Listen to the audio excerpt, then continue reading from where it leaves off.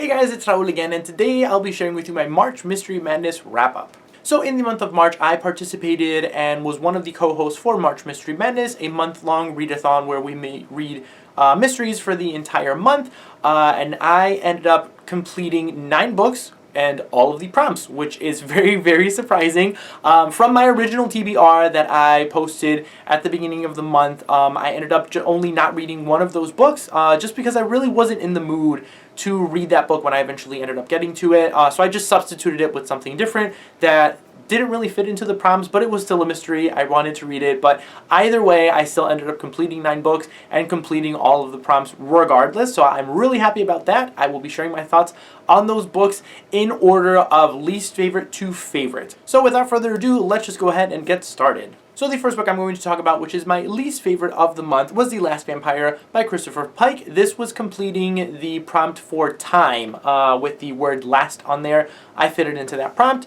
And yeah, this is my second book from Christopher Pike that I've read. This is the first book in his Last Vampire series, and definitely one that I don't think I'm going to continue with this series. It follows our main character who is a vampire. Obviously, she's the last vampire. And in this book, she's kind of being hunted by someone that she doesn't know. There's a mystery kind of revolving around the people that are wanting her dead. But this is one that in the end I feel like was the most disappointing one, just because there were so many things from this book that, yes, I was enjoying, but for the most part I was just kind of meh about it. Thankfully it was a very quick read, but yeah, one that I just, in the end, it felt a little dated, wasn't really enjoying the writing style. The main character, there was some confusion in there with how she was being described versus her background. And yeah, it was a little bit confusing, and I just, some of the writing choices and things I just wasn't really enjoying, so made it into my least favorite. I only gave this one about a 2 stars or so it was fine. I didn't absolutely hate my experience reading this one, but definitely my least favorite of the month. And the next book on here was Meme by Aaron Starmer. This was completing the bonus prompt, which was just kind of a title that grabbed your attention. The word meme, being so relevant to today, I feel like grabbed my attention. I've done a full spoiler-free review on this book, which I will link on the screen so that I don't have to go into too much detail. But this book, I enjoyed most of the book, but ended up absolutely hating the ending and hated how things kind of concluded in this book. It follows a group of friends who murder this kid, and then someone finds out, I guess, about the murder, and they're trying to figure out kind of who knows about this murder. So yeah, I mean, if you want my full thoughts on that, go ahead and check out that review. Again, I'm not going to talk about this one here, but yeah, I ended up hating this one. Not as much as The Last Vampire, just because I had enjoyed most of this book up until the end. So yeah, but this one almost made my least favorite. And then we have Spectacle by Jolene Lindsdrock. This was completing the prompt for Single, so single titled book. And this follows our main character, Natalie. I forgot at this point. Natalie works at a paper, and she writes the column for the morgue. She has some kind of ability that she's able to kind of see the last moments of someone when they die, and then there's a serial killer in Paris, so it takes place in Paris in the 1800s. There's a serial killer, and every time she goes to visit one of the new victims' bodies, she kind of sees these flashes of this person's last moments. It's a very interesting concept. Going into this, I had really high hopes just because it's set in Paris in the 1900s and everything. It sounded really interesting, but I was pretty bored for most of this one. I felt like it was okay. There were certain times in this book that I was really getting into the story, really getting into the characters, and then it would just kind of dull down a little bit, and then it would get interesting again. So it was kind of really a back and forth between this one, and in the end I thought it was okay. I kind of rushed through the last chapter or two just because I wanted to get it done, because I wasn't really loving my experience. I know that there's a second book in the series. I'm not going to continue on with it because I honestly do not care to see what else happens with these characters or anything. It was just fine. This was another 2-star read for me. Now moving on to some of the good books, or the better books of the month. The rest of these books I actually really enjoyed. The next one I have here is The Hitchhiker by R.L. Stine. This was to cover the prompt for Person. Obviously the hitchhiker is a person, and it follows these 2 girls who are kind of on a road trip at the beginning. You really don't know what they're running away from. You know that they're they're kind of talking back and forth about escaping something, and you don't really know at the beginning what they're trying to escape, but they end up in their kind of journey picking up this hitchhiker who ends up possibly being involved in some kind of murder. So yeah, there's this back and forth there of these girls, you know, are they in danger, are they not in danger, who is this hitchhiker, what is his background, where did he come from? Very interesting, very quick read, another R.L. Stine kind of, you know, just quick read to get through. So I really enjoyed this one. I love R.L. Stine. He's one of my absolute favorite writers.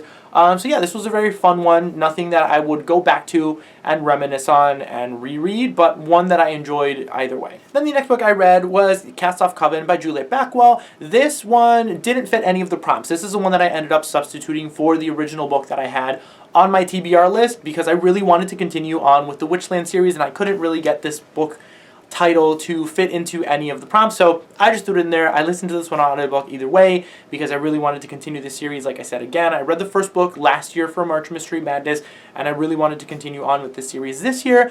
This follows our main character, Lily Ivy, who is the owner of a thrift store. She's a witch, and she can kind of communicate with the dead somehow. So yeah, really interesting. This one follows a murder at a school, and she's trying to solve this murder. But this one is supposed to be a cozy mystery series.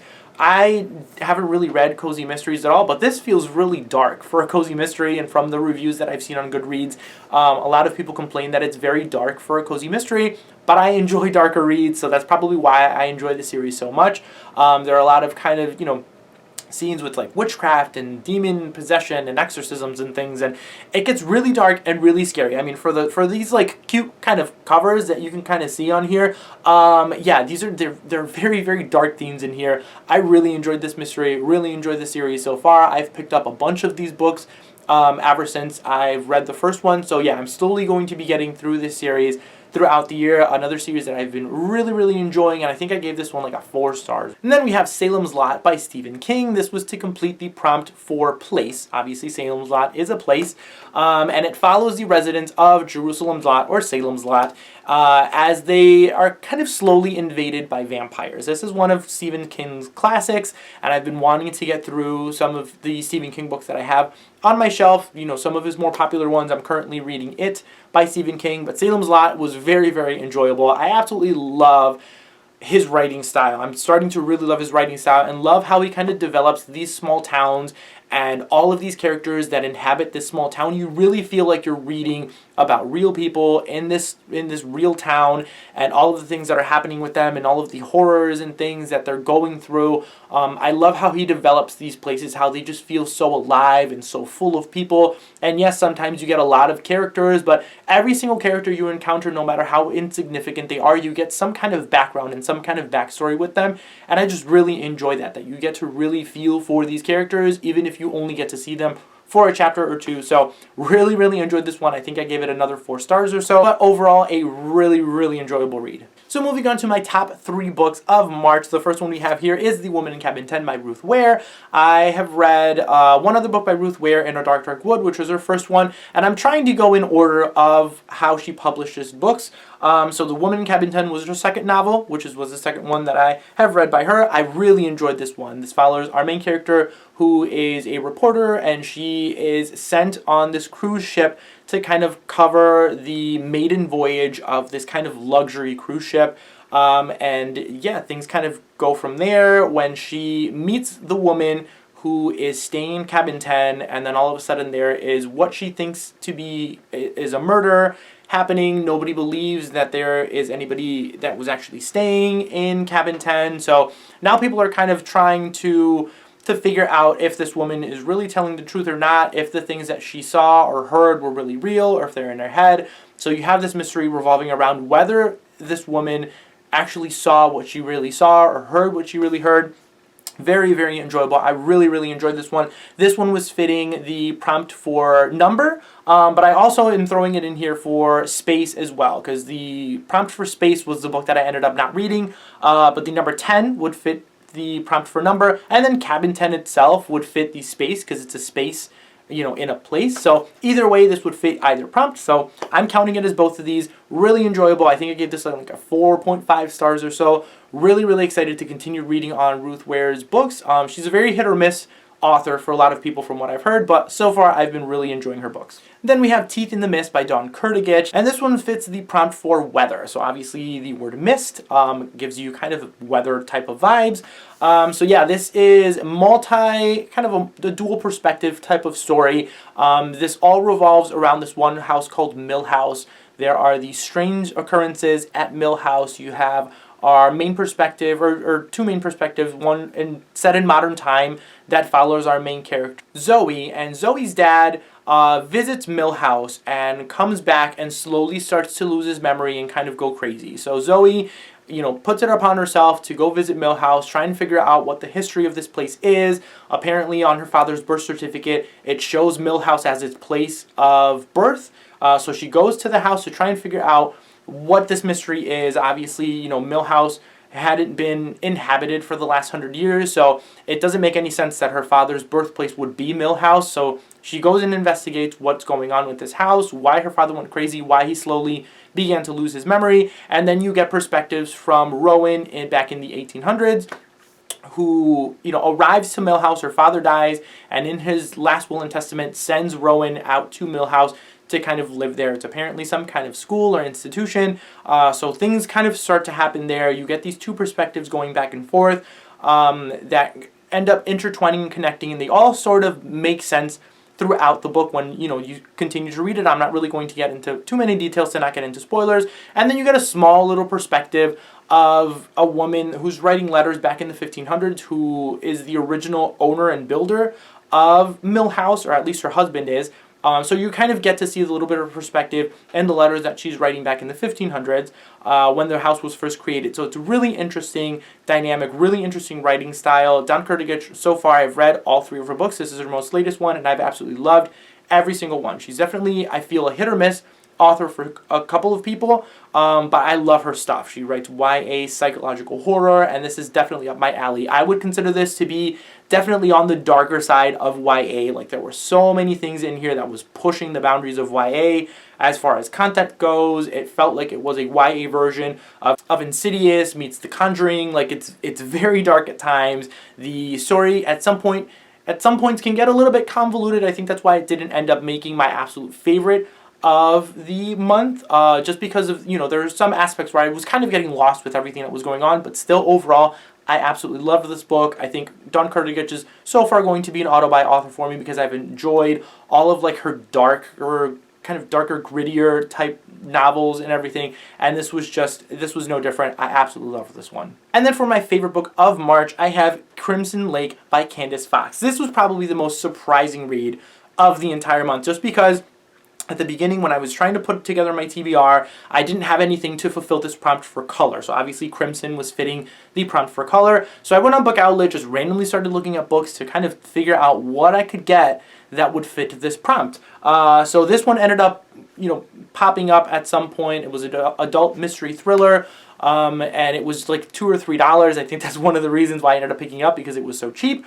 But yeah, the synopsis sounded pretty interesting. It follows our main character who is accused of a crime. Now, he is an he's like a police investigator. He's accused of a rape and abduction of this girl. Obviously, because of this accusation, he ends up losing his job and everything. In the end, he's ended up not being convicted of this crime, but because of his past and everything that happened, people don't really trust him anymore. He can't really get his job back in this place, so he ends up moving away to this place called Crimson Lake. This all takes place in Australia, so he moves to Crimson Lake, opens up this new kind of investigation firm to kind of solve or be kind of a freelance investigator. So he ends up teaming up with another kind of ex-con who is also being convicted or has been accused of, I believe she murdered her parents or something like that. So these two people, obviously, they're not the best match made in heaven.